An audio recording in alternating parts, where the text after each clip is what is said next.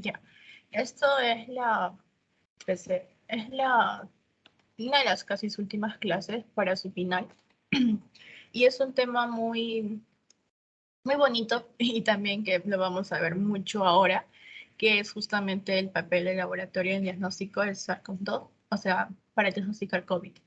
En esta clase lo importante que quiero que se lleve es que cuando nosotros vamos a pedir una prueba, en qué tiempo determinado, si el paciente, digamos, viene en qué tiempo de enfermedad, o sea, cuántos días de síntomas vamos a pedir una determinada prueba. Eso es lo importante. Luego también un poco para que sepan ustedes que los síntomas, todo eso también es importante. Entonces vamos a empezar.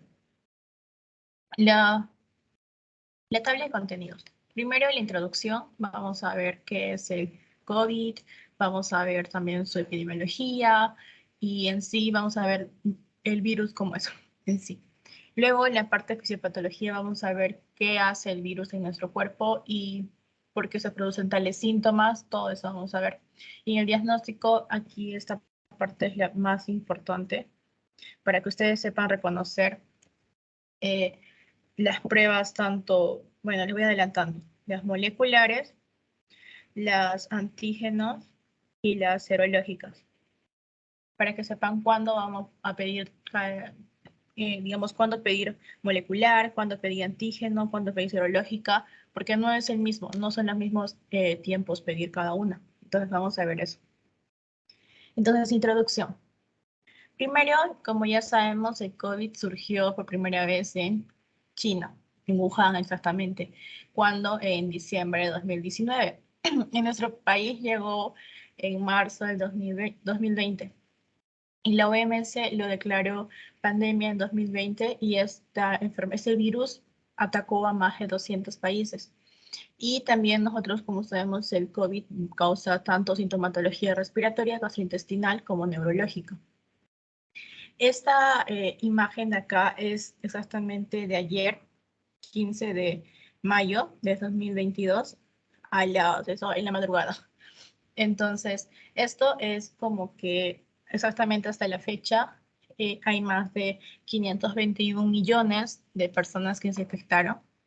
Y esta parte donde está esto, hay más de más de 6 millones de personas que murieron, fallecieron por COVID. Y esta parte de acá, esta es la parte de personas vacunadas a la fecha. Ya vemos que pasamos los 11 billones.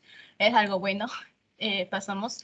Y también acá, como vemos, aquí hay un rebrote. Acá también, como vemos en Japón, Asia, en China, hay otro rebrote. Y también un poco en América, en Norteamérica.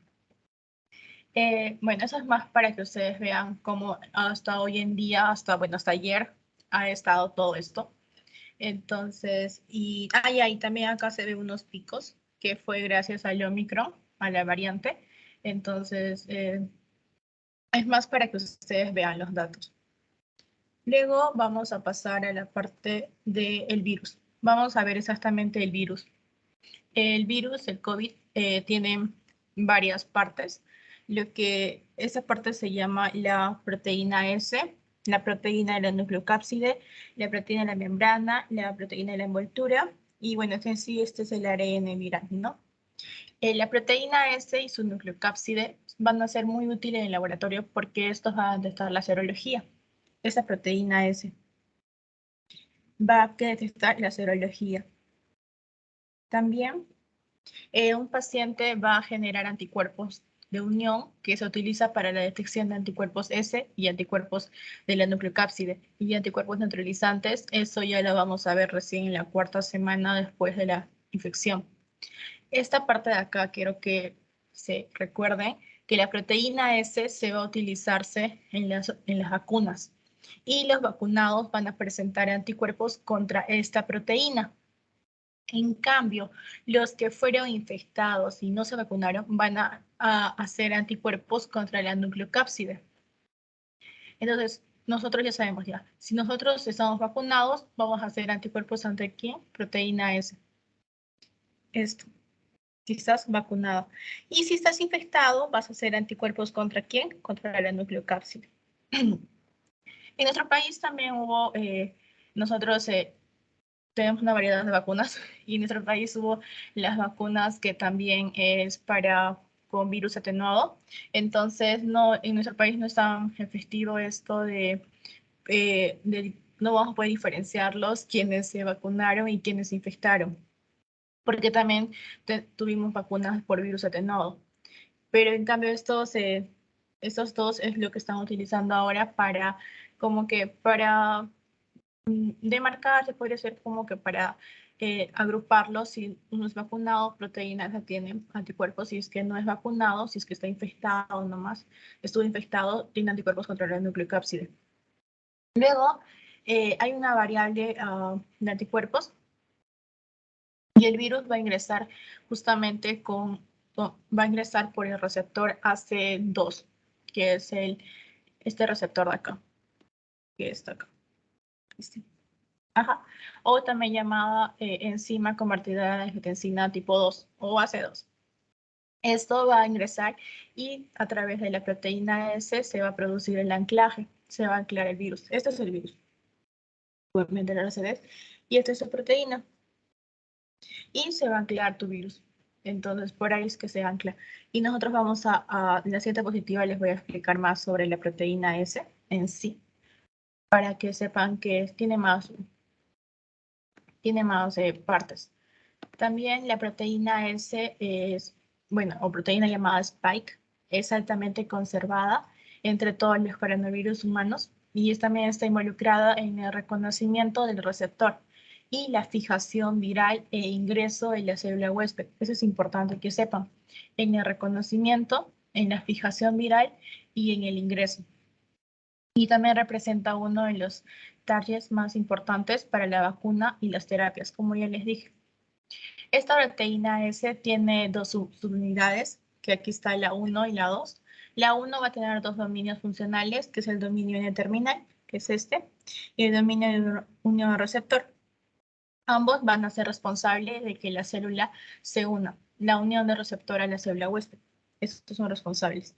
Luego van a estar las unidades 2, que van a tener tres dominios, que es el péptido de fusión y el HR1 y HR2. Entonces, ustedes deben saber que la proteína S para qué sirve, para el reconocimiento del receptor, la fijación viral y el ingreso. Va a reconocer, va a fijarse y bueno, el ingreso. Tienen que saber eso. Entonces, luego, eso es todo de la parte de introducción. Es más para que sepan algo general del virus. Y ahora vamos a ver la fisiopatología. Esta parte sí es bien importante que tienen que saber. Tienen que seguirme porque solamente son imágenes. Ya, SARS-CoV-2, como nosotros sabemos aquí, primero vamos a empezar acá. Se dirige a las células a través de la proteína que ya les dije, la proteína S, que se va a unir a su receptor a través de la AC2 o también llamada receptor de la enzima convertidora de angiotensina 2. Luego, la serina proteasa tipo 2 de la membrana, que es esta. Esta de acá, se llama serina proteasa tipo 2, transaminasa sérica proteasa. Entonces, estos en la célula del huésped va a promover aún más la captación de captación viral cuando se va a adherir a la AC2 y esto va a activar a la proteína S. Entonces, ahí vemos. Esto es importante, esto es la AC2. Luego, esta proteína en la etapa inicial el número de copias virales va a ser muy alto y sobre todo en el tracto respiratorio inferior y ahí bueno, como se va a hacer, se va a presentar los síntomas, ¿no? Desde el inicio de la copia se va a multiplicar con facilidad y esto va a haber más copias y así es que la carga viral en los primeros días es un montón. Además, las células infectadas con macrófagos van a liberar estas moléculas en una señalización inflamatoria y en tanto linfocitos T, monocitos, neutrófilos y varias células se van a juntar y también se va Se van a juntar. Luego van a ver, vamos a entrar a la etapa 3, que es la etapa tardía ya, que es aquí. Que aquí es lo que se va a provocarse el famoso edema pulmonar, que esto va a llenar los espacios alveolares. Y esto va a formar una membrana hialina, y esto es compatible con el síndrome de dificultad respiratoria aguda en fase temprana, también llamado SDR. No está- Sí, esto entonces luego en la primera etapa o etapa temprana va a haber una replicación.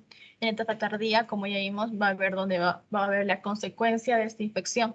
¿A través de qué? Del edema pulmonar, como se va a ver acá. Todo va a formar todo el edema y también va a formar una capa hialina. Todo esto va a hacer que haya una linfopenia y puede ocurrir una linfopenia y también va a destruyendo pues, las células del linfocito T. Y además esta respuesta viral, que consiste en la respuesta inmune innata y también adaptativa, afecta tanto a la linfoyesis y también aumenta la apoptosis de los linfocitos. Luego vamos a ver acá que justamente es la linfopenia, y en las etapas posteriores, como también ya vimos, hay una replicación viral. Y como hay una replicación viral, esto va a como que comprometer la integridad de la barrera epitelial, y entonces aquí como vemos, compromete, y entonces como se compromete, infecta las células y a los capilares, y lo que hace que la respuesta inflamatoria sea mayor, y también va a desencadenar, va a que haya bueno, que los monocitos y los neutrófilos se salgan, ¿no? Porque va a comprometer en sí la barrera epitelial. Luego, también, como ya les dije, en la etapa tardía, lo que se provoca son los edemas o llamados infiltrados inflamatorios mononucleares, que esto nosotros en las radiografías o tomografías lo vamos a ver con el llamado vidrio de lustrado, que es esto. Nosotros mayormente cuando la pandemia estaba bien fuerte en los primer años, se vio que, digamos, no había muchos pruebas de moleculares, ¿no? Entonces lo que lo que hacían los TERES es al paciente sacarlo una tomografía, si es que había, o una radiografía. Entonces en ahí se le veía vidrio del filtrado, y ya pues era como que confirmatorio que el paciente tenía COVID, y que aparte de eso estaba pues empeorando, ¿no? Porque el vidrio ilustrado es una de los principales manifestaciones que aparece justamente en COVID, es un característico. Entonces, sí se utilizaba esto, la parte de imagenología.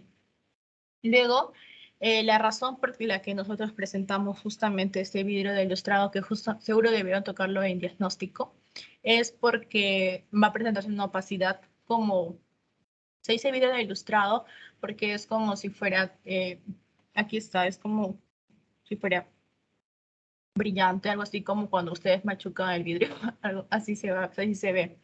Y en la tomografía se desarrolla con los edemas e infiltrados inflamatorios mononucleares intersticiales, y esto va a ocasionar que haya una opacidad en nuestro pulmón.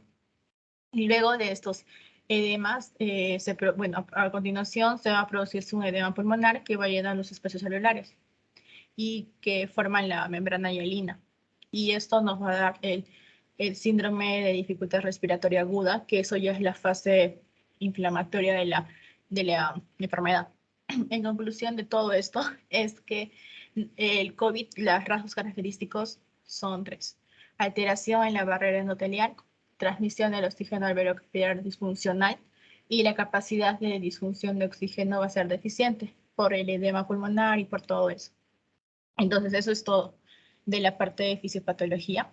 Aquí en la parte de la enfermedad, este cuadro es muy importante que ustedes sepan, porque este cuadro en sí te resume toda la enfermedad, todo te lo resume. Lo que vamos a ver son tres fases. Tenemos la fase 1, o también llamada fase de la infección, la fase 2, o también llamada fase pulmonar, y la fase 3, que es la fase de hiperinflamación. En la fase 1 es la fase temprana, son los primeros 7 días de la enfermedad. Y aquí va a haber la linfopenia y el dímero D, que se describe a partir del cuarto día.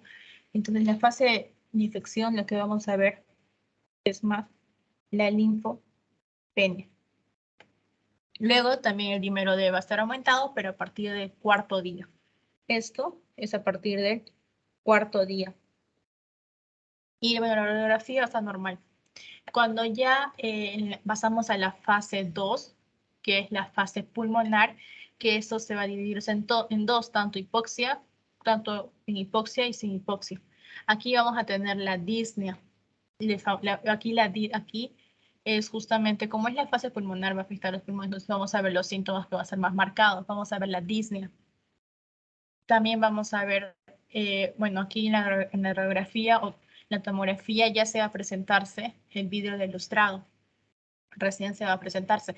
Mayormente es bilateral y difuso. Aquí ya se presenta el vidrio de lustrado y la disnea. Y luego vamos a pasar a la fase 3, que es la fase inflamatoria, que ya hacen las personas el cuadro severo. Hacen el famoso síndrome de dificultad agudo o CDRA.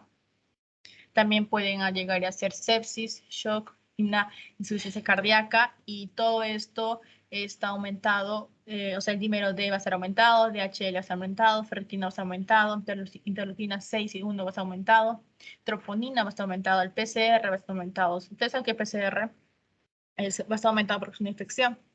El dímero D cuando está aumentado es un pronóstico de malignidad, que no está yendo bien el paciente. Y lo que va a estar disminuido son dos, la linfopenia, los linfocitos, porque da una linfopenia, y las plaquetas. Esto va a estar disminuido. Entonces recuérdense esto.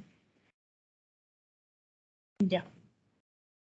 También, si quieren, bueno, el estadio 1, ustedes pueden recordarse que es mayormente el estadio de que vas a presentar síntomas. O sea, síntomas tanto, ya saben, dolor, fiebre, tos seca, diarrea, algunos casos, todo esto, congestión nasal y todo eso. Porque está el paciente pues, con una carga viral bien alta. Ya cuando va a pasar a la fase 2, la carga viral se va disminuyendo. Entonces hay dos, como ya les expliqué, la fase 2A y la fase 2B. La 2A es que la replicación es más intensa y también puede generar que el paciente puede tener una sintomatología respiratoria como ya vimos la disnea. Y en la fase 3 es la hiperinflamatoria y esta fase es la fase de que nuestro cuerpo en sí no está respondiendo bien a la infección. Por eso es que pasa todo esto de el síndrome de distrés respiratorio y, y también hasta puede llevarnos a un shock o una sepsis. Porque el paciente, su sistema inmunológico está tan deteriorado que no pudo, eh, atacar la enfermedad y no está tan adecuado y la enfermedad ha sido tanto que fue muy perjudicial para el paciente. Por eso es la fase 3 de hiperinflamatoria. Luego, también vamos a ver que luego, en la fase 3 también puede haber coagulaciones, presencia de trombos, eso ya es más ya para que ustedes sepan, son datos adicionales. Luego, esa parte de aquí, si quiero, por favor, que me presten atención, que es la parte de diagnóstico. En la parte de diagnóstico yo quiero que ustedes sepan cuándo es que vamos a pedir una prueba y cuándo no vamos a pedir la prueba, una determinada prueba. Hay dos tipos de pruebas, las pruebas antígenas o también llamada y las pruebas moleculares. Esas pruebas antígenas y moleculares lo que nosotros va a determinar es que si la persona tiene una infección activa, si su infección está activa. Y luego vamos a ver la otra prueba, que es la prueba serológica, que eso es lo que va a determinar si la persona ha estado en contacto con el virus, o sea, si ha generado anticuerpos. Las serológicas, recuérdense, son más si la persona ha generado anticuerpos. En cambio, las moleculares o antigénicas es cuando la infección está activa. Eso recuérdense. Luego vamos a ver aquí. Este cuadro es más didáctico para que ustedes sepan cuándo pedir la prueba.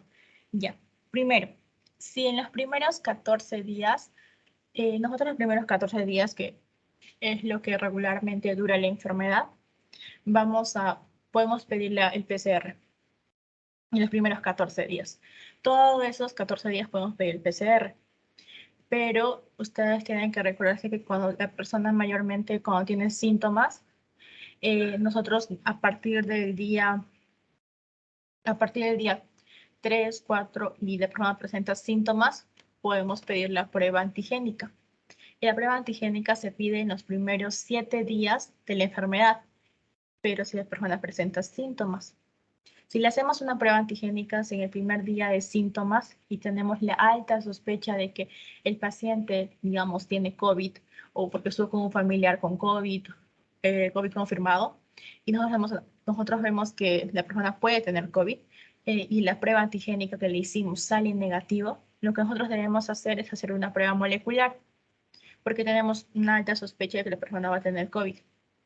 Y también cuando nosotros tenemos una alta sospecha de contactos positivos, ya sea su familiar que se contagió y se realiza una prueba, tenemos que realizar una prueba molecular en en el día 5 de la enfermedad, para que aún así si es que la persona sea asintomática, porque si es que la persona ya tuvo contacto con un paciente con COVID confirmado, nosotros debemos de sacarle la prueba molecular, aún siendo asintomático.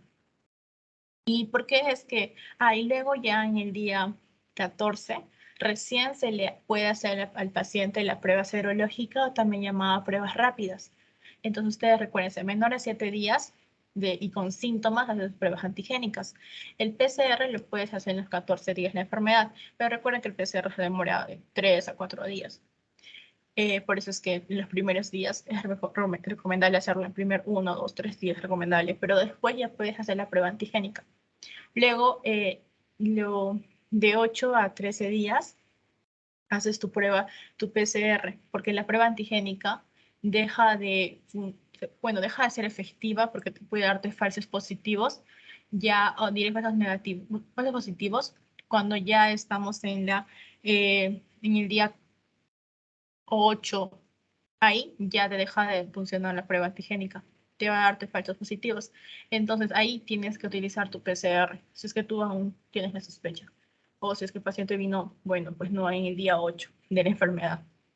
Y ya cuando el paciente te venga el día 14 de la enfermedad, con síntomas y todo, ya le haces tu prueba rápida. Porque ya el paciente ya generó anticuerpos para ese día, para el día 14 todavía. ¿Por qué va a variar tanto esto el uso de las pruebas? Porque la carga viral va a ser alta en los primeros días y luego va a ir disminuyendo. Y aquí nosotros vemos las pruebas que, va a tener un límite de detección, como las pruebas antigénicas van a necesitar una carga viral alta a comparación de las pruebas de PCR o llamadas moleculares. Por ejemplo, yo tuve un contacto positivo el día de ayer, pongamos, y hoy quiero hacer una prueba molecular, que es lo más seguro que puede que salga un negativo, siendo un falso negativo. ¿Y por qué esto pasa? Porque nosotros tuvimos contacto con la persona. Entonces, si la persona está confirmada, nosotros tenemos que tener alta sospecha de que nosotros pudimos contagiarnos, pero la prueba salió negativo, la prueba molecular, la PCR. Pero nosotros recién pasó un día y ni siquiera presentamos ningún síntoma. Entonces, nosotros tenemos que ya aislarnos, pero igual esperar por lo menos otro día más y recién hacernos la prueba, porque la prueba, tu resultado negativo que salió es un falso negativo por la misma carga viral que nosotros necesitamos que sea alta y mayormente es alta cuando ya se presentan los síntomas. Entonces, ya. Aquí entre las pruebas antigénicas y moleculares y serológicas, ¿alguna pregunta? Porque es la parte más confusa en esto, cuándo tomar la prueba. ¿Ninguna pregunta? ¿Todo correcto? Ya. Entonces, está todo correcto. Pasemos al siguiente. Ahora vamos a ver las pruebas moleculares. Hay dos metodologías que nosotros utilizamos, el PCR en tiempo real y la metodología LAM. Y nosotros sabemos que las pruebas moleculares que van a hacer el gold estándar para el diagnóstico del COVID. Recuérdense, las pruebas moleculares o llamadas PCR son el gold estándar para el diagnóstico de COVID. Son las más usadas y las más recomendadas porque tienen más sensibilidad y eficacia. Y siempre las muestras son nasofaringias y orofaringias.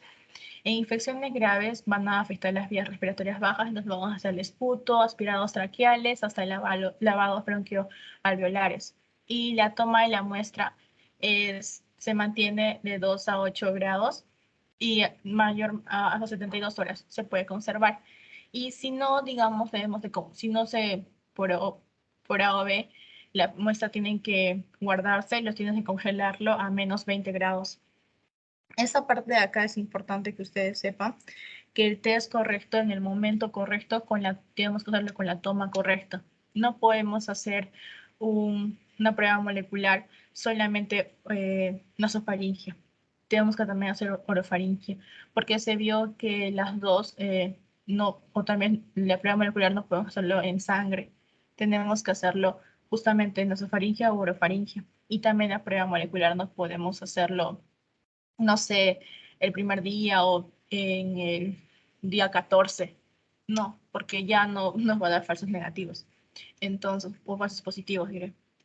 Entonces nosotros tenemos que hacer las pruebas moleculares en el momento correcto, determinado, que sería en el primer día presentados síntomas hasta el día 14. Se puede hacer una prueba molecular. Entonces, porque no, las pruebas moleculares, aparte de que se demoran, también cuestan más. Entonces nosotros debemos de elegir el test correcto en el momento correcto de la enfermedad y también hacer la toma correcta. Eso recuerdo. Luego la prueba de antígenos. Esta prueba de antígenos se basa en los anticuerpos y va a evaluar dos proteínas, la proteína S y la proteína de la nucleocápside. Y el resultado es mucho más rápido que la prueba molecular, es en 30 minutos, por lo que es mejor, ¿no? Porque dura menos. Pero lo malo es que tiene menor especificidad y menor sensibilidad que la prueba molecular. Y por eso es que tenemos que saber en qué tiempo la enfermedad presentando síntomas podemos hacerlo. Y tiene que haber más de 30.000 copias por mililitro para que sea positivo. Por eso es que nosotros debemos saber en qué día tomarle la prueba. Digamos, un paciente me llega en el día 4 de presentados síntomas, obvio que le tomo la prueba de antígenos. Pero si mi paciente me llega y me dice que recién es su segundo día de presentados síntomas, no le voy a tomar la prueba de antígenos porque va a ser un falso negativo. Tengo que tomarle una prueba molecular para que me salga su diagnóstico. En la parte del Omicron que pasó hace un mes que hubo todo el rebrote del Omicron, se tomó las pruebas de antígeno. Y esto para los 3 días de las cargas virales es baja. Como vimos, el Omicron, su sintomatología era menor que las variantes que teníamos antes, como la Delta, mucho menor era el Omicron, su sintomatología. Entonces, si en los primeros días de síntomas tú le tomabas la prueba, aquí la persona no tenía, te salía falsos negativos, por lo que no era bueno tomarle en ahí. Nosotros recién se tomaba la muestra en el día 4. A partir del día 4 hasta el día, 10, se le podía tomar la muestra al paciente, hacer una prueba de antígeno. Si el periodo de contagio nosotros sabemos si es alta, la prueba de antígeno va a ser positiva. Hasta el día, bueno, es hasta el séptimo día, pero acá dice día 10. Hasta el séptimo día es que se puede tomarse la prueba de antígeno. Recuerdo, del 4 al 7. Hasta el día 10 la persona se infecta, o sea, la persona puede infectar. Pero hasta el día del 4 al 7 su carga viral está altísima. Entonces, en ahí es recomendable a la persona hacerle pruebas de antígenos. La prueba de antígenos es como una prueba como son antígenos, entonces es como un test rápido que se hace. Siempre va a ser marcado la C, recuerden. Y lo que sí te va a resultar positivo es cuando la prueba esté en los dos marcados, tanto la C y la T, que es el control, y el T es el que vamos a ver que es el diagnóstico. Entonces, hay en dos marcados es que la prueba es positiva. Es fácil la prueba de ti. Luego están las pruebas serológicas, hoy también llamadas las pruebas rápidas, que al comienzo de la enfermedad, justamente en nuestro país, tomaban muchas pruebas rápidas y salían muchos falsos negativos, porque no había muy poca información sobre las pruebas. Entonces, aparte de que las pruebas moleculares cuestan más caro, Entonces había más pruebas serológicas y la gente tenía muchos falsos negativos porque se lo tomaba al día 5, al día 3 de la enfermedad, síntomas. Y nosotros ya sabemos que las pruebas serológicas son pruebas que van a detectar qué anticuerpos, tanto IgM como IgG en sangre. Entonces no va a ser dable, el cuerpo no va a producir anticuerpos al día 3 o 4. Recién el día 14 produce anticuerpos. Entonces recién en ese día 14 de presentados síntomas, recién podíamos nosotros tomarle la prueba serológica. Recuérdense, se toma el 14. Bueno, a más, ¿no? Y la mejor prueba serológica que nosotros tenemos es la quimioluminiscencia. Luego está la ELISA y al final la inmunocromatografía. Nada más, eso es lo mejor. Nada más que saber eso. Luego está luego está la ferritina y el dímero D. La ferritina se vio que si hay muchos niveles de ferritina va a haber mucha severidad. La persona va a estar bien mal, o sea, va a estar severo. Y la ferritina también se va a relacionarse positivamente con el PCR e inversamente con los leucocitos. Este PCR de acá no se refiere a la prueba molecular, nos referimos bueno, en sí, a la prueba que te da por inflamación, ¿no? El PCR. Entonces, si es que esta PCR va a estar aumentado, también va a estar aumentada la ferritina. Pero en cambio, si tu ferritina y tu PCR está aumentado, tus leucocitos van a estar disminuidos. Nada más es esto. Lo que tienen que recordarse es que la ferritina es severidad. Eso tienen que recordarse. Luego el dímero D. El dímero D se vio varios estudios que los pacientes que presentaban dímero D elevado tenían un peor pronóstico que los pacientes que tenían un dímero D disminuido.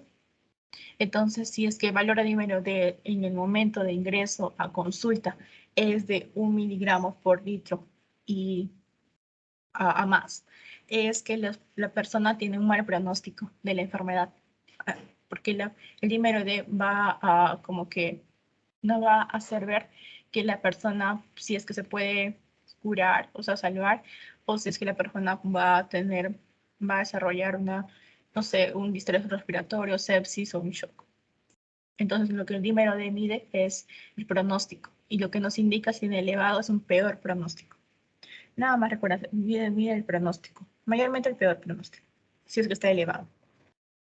Luego de esto, aquí les voy a dejar una guía rápida, que es como un resumen que encontré, que es de cada prueba y se ve que, digamos, la prueba cómo se llama, también cuál es la muestra que tiene que hacerse, para qué sirve y exactamente en qué tiempo deben de tomarlo. Es más para que ustedes lo lean. Y en sí eso es todo. Ya acabó la clase. La PCR y todo esto, me refiero a la parte de COVID, es bien chiquita. Lo importante es que ustedes sepan cuándo tomar la muestra, en qué tiempo determinado, para, digamos, pongamos un ejemplo. Yo, viendo a un paciente de 50 años que manifiesta presentar síntomas desde hace bueno, ya va 4 días de síntomas. Tiene 4 días de síntomas. Y síntomas de COVID, ya sabemos ya. Puede ser un síntoma, una fiebre, dolor de garganta, eh, tos seca y varios síntomas de COVID. Y también manifiesta el paciente que fue a una fiesta y pues tuvo una reunión familiar y que se enteró de que uno de ellos salió positivo para COVID. Ya. Entonces, el paciente viene a tu consulta y tú, ¿qué prueba le harías a tu paciente? Tiene 4 días de enfermedad. Le harías una prueba molecular, o sea, un PCR. Le harías una prueba antigénica, antígenos o una prueba serológica. ¿Cuál le harías? Chicos, ¿cuál le harían a su paciente? Tiene 4 días de enfermedad. Lo pueden poner por el chat o decirme normal. ¿Cuál le darían a su paciente? ¿Cuál de estas 3 pruebas le harían a su paciente que manifiesta tener 4 días de enfermedad?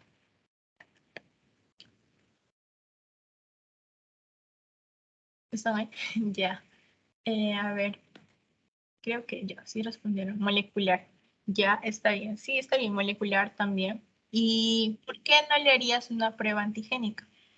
Y es que el paciente está diciendo que ya presentó 4 días de enfermedad.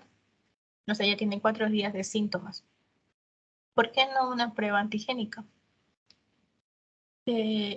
Mira, el PCR, obvio que es muy bueno, que desde el primer día de síntomas hasta el día 14 lo podemos tomar. Pero la prueba antigénica, como ya vimos, son 30 minutos. Entonces es más rápido que nosotros podamos reconocer un resultado, porque la prueba molecular por lo menos son 3 días en el MINSA, si no me equivoco. Y bueno, particular creo que también son 2 días, algo así. Entonces es más tiempo que va a demorar. Y es mejor hacerle en este paciente que ya presentó 4 días de enfermedad una prueba antigénica, porque es más rápido, mayormente para reconocer más, para descartar nosotros si tiene o no tiene COVID. Entonces, una prueba antigénica, pero si nosotros, el paciente dice que tiene solamente 2 días de enfermedad, ahí sí, le haces el PCR o la prueba molecular, porque si no solo tiene 2 días, entonces nuestra prueba antigénica no nos va a servir, pero la prueba molecular sí nos va a servir. Y digamos que nuestro paciente es asintomático y no presenta ningún síntoma y ya digamos que su mamá se contagió o su papá y sale positivo a sus papás y la persona no tuvo ningún síntoma y recién como que pasando una semana y media, como casi 13 días, 14 días, eh, va a tu consultorio y tú le tienes que hacer un descarte de COVID. ¿Cuál prueba sería que lo utilizarías? ¿Antigénica, PCR o serológica? El paciente ya como que 14 días después va a venir a tu consultorio y tú tienes que hacer una prueba de descarte.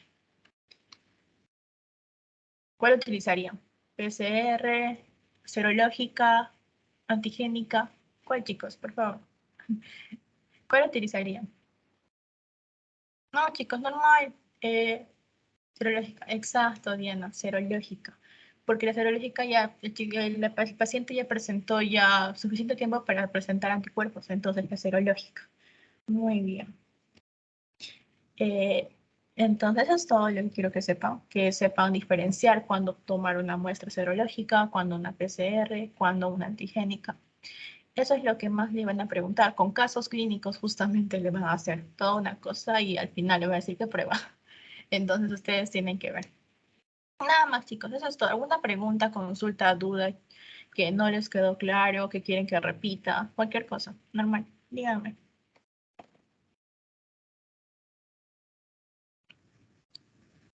¿Algo? Chicos, ¿están ahí?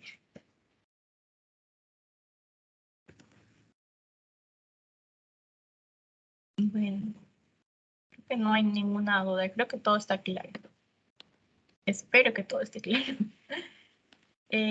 Después, esta es la clase, bueno, si está todo claro, ustedes ya saben, para una reacción para ver si está ahí, porque eso sería toda la clase por hoy.